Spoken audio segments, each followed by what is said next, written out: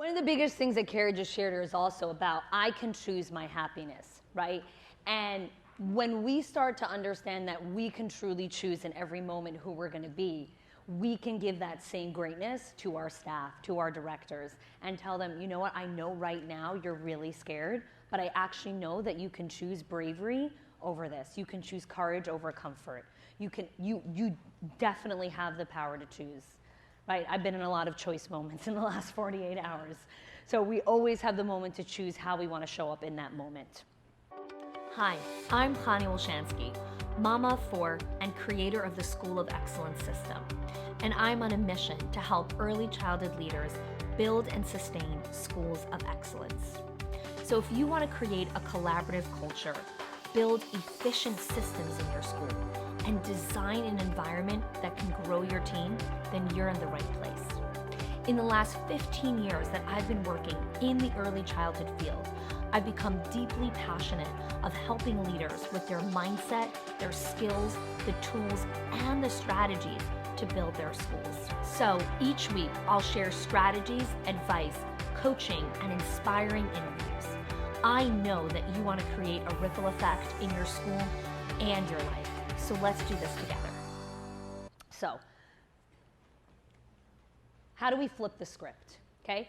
Because what we're really looking for is, what is, like Carrie was saying, no, I can tell myself I'm bad at time management, I'm bad at this, I'm bad at this, or I could say, no, I can choose that.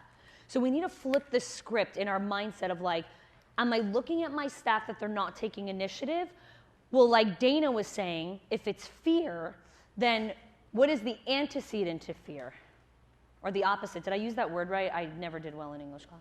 Was that the opposite? Is that the opposite? Okay. So what's the opposite of fear?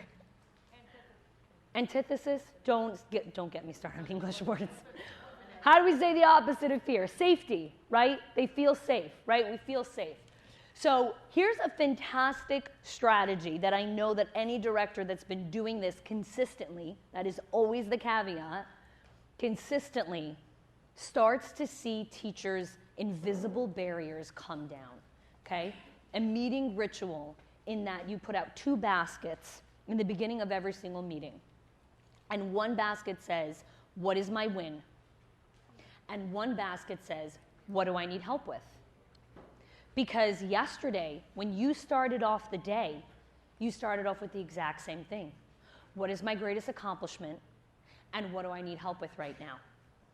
And what happens very subtly when we do this consistently, people start to feel like, I can say what I need help with.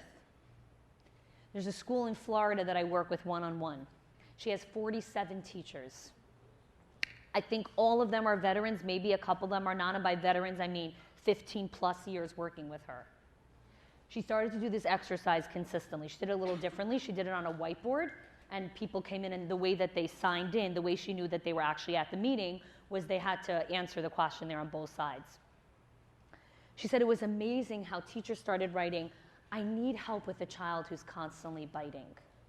I need help with little Sam at the morning arrival. He keeps crying. He's really struggling with separation. I need some more ideas in my block center. It looks a little flat. So simple, right? We don't need to try to start saving the world, right? I need help to solve, a cure for cancer. No one's writing that there. Super simple. But what happens when a teacher walks in and is like, oh, someone needs help with the biting? I've taught toddlers for 15 years. I can help her. And now what happens to your culture? Someone raise their hand. What happens to your culture? Just shout it out. Collaboration. Teamwork. Vulnerability. Right? What? Support. Trust. Super effective thing that you can do on Monday morning when you come back. Right away. And that's a practice, right? Because guess what? The first time, a lot of people are not going to write on that wall. Because they're afraid of the invisible judgment of what will happen if I actually do need help with something. Right? Because it's scary to ask for help. We're scared to ask for help.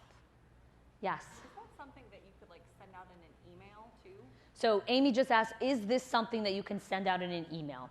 Great question. I'll tell you why this form of communication is more powerful. When people are in the room and I'm looking into your eyes and I see what you wrote over there, the barrier for me to come over to you and say, hey, I just saw you wrote that, I actually have a fantastic strategy. As opposed to if I saw it in the email box, forget about it. Like, the chances of her actually going to help the other person have just been diminished by way too much. So the form of communication with this one is much more valuable. Yes? When do you have your whole Speak up so everyone can hear you. When do you have your whole staff together at a meeting that you can do this regularly? You need to plan this. Yeah.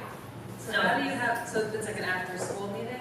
So I don't want to get into like minutia here, but just to share, just for everyone, on your calendars, there needs to be a specific dedicated time where your entire team comes together at minimum once a quarter. That's like the bare minimum. Really, I would say once a month, but the bare minimum is once a quarter, and it has to get into your calendar, which means parents have to know about it, teachers have to know about it, it's contracted in, it's mandatory, it's just like coming to work every day. So it's an integral time. Yes, Isla. Well, you got your microphone right there. Did they put their name on their question, or did they just, the help that they need? Great question, Isla. So that's another, so her question was, did they put their name? That's another level of safety. In the beginning, if you feel like your staff are really going to put resistance, say, we could keep this all anonymous for right now. And maybe for the next 3 staff meetings, we keep this anonymous. And then moving forward, I'd love for you guys to share, because then guess what? You can help each other. I'm not the smartest person in this room, right? I never, when we come and we have that vulnerability, and we'll talk about that in a minute, and we show our staff, I'm not the smartest person in this room, and they pool the collective experience and skills from everyone else, your culture becomes a place that no one wants to leave, because there are so many assets here. Why would I go someplace else? What if I don't have as much support? Right? So you're creating that culture. This is culture building. Remember I said culture is not a project, right? It's everything.